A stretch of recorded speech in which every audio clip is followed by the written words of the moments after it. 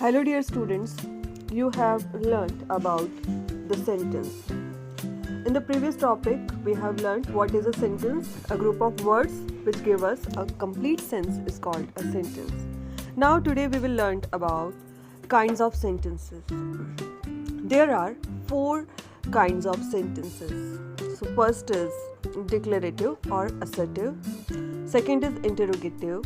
Next is imperative, and last one is exclamatory sentences. So dear students, there are 4 kinds of sentences: declarative, interrogative, exclamatory, imperative. So first of all, let's learn about the declarative sentences. Declarative sentences are known as assertive sentences also. So first type of sentence is declarative or assertive sentences. A sentence which says something is called a declarative or an assertive sentence. A sentence which gave us any statement. So that is a declarative or assertive sentences, and it can be a positive and negative. So let's clear it with some examples. He can run very fast. It is in the positive, declarative or assertive sentence, and here it is the negative when we are using no or not. In a sentence that becomes a negative sentence. So he can run very fast, and its negative form is he cannot run very fast. Okay, it is cloudy, and it is not cloudy. The girl is tall, the girl is not tall. It is negative sentence. Those are flowers, those are not flowers. I have a toy, I don't have a toy. The dogs are barking, the dogs are not barking. So declarative or assertive sentences are of 2 types, positive and negative. Okay, next type of sentence is interrogative sentences. So dear students, whenever we are asking any question, such kind of sentences are known as interrogative sentences. So before explaining about interrogative sentences, I want to tell you, in the declarative or assertive sentences, the sentence ends up with the full stop. You can see all sentences are ends up with the full stop. Okay. Second type of sentence is interrogative sentence. Interrogative sentence are when we ask any question.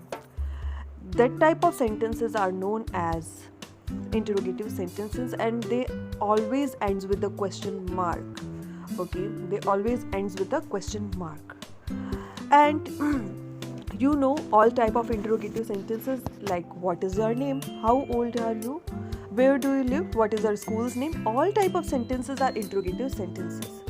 Okay, so now today we will see how an interrogative sentence with the helping verbs we can form with that assertive sentence into the interrogative sentences.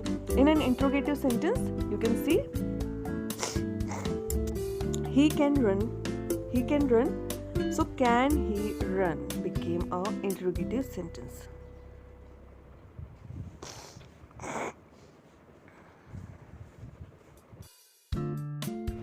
So dear students, interrogative sentences can be formed by the assertive sentences by bringing that helping or auxiliary verb in the beginning, and we are forming that interrogative sentences from them. So next, interrogative sentences with has, have, add do or does or did in the beginning of the sentence, and hence changing the verb to have. Now let's clear it with these examples. Kamna has a doll. It is an assertive sentence, and now we will change it into interrogative. Does, has is the present form, so we will use does on the place of has, and has will change into have. Does Kamna have a doll? And this is an interrogative sentence. The girl had a toy. Had is the past form of has or have, so it is the past form of has. So we will start the sentence with did the girl have a toy, and it became interrogative sentence.